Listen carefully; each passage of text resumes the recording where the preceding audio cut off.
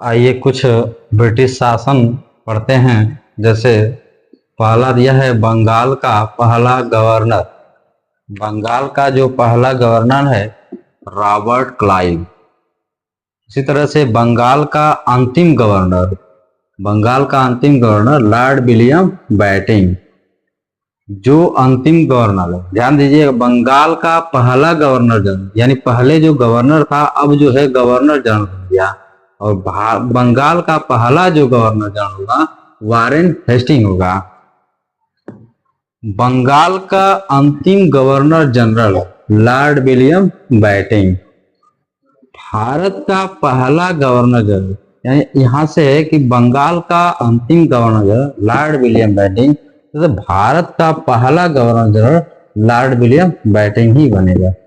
फिर भारत का अंतिम गवर्नर जनरल लॉर्ड कैनिंग होगा। जो अंतिम गवर्नर जनरल है उसको वायसराय में कन्वर्ट कर दिया गया। जो भारत का पहला वायसराय बना लॉर्ड कैनिंग।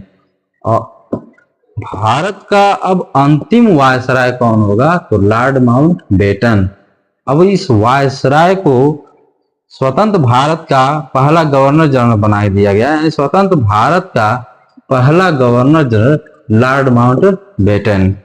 अब स्वतंत्र भारत का अंतिम गवर्नर जनरल कौन होगा, तो Shri Rajagopalachari.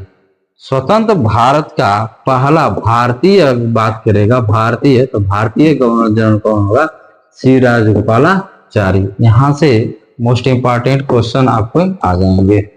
Most important question जो है यूपी ट्रिपल एससी, फिर से यूपीएससी आरओ के लिए महत्वपूर्ण क्वेश्चन है।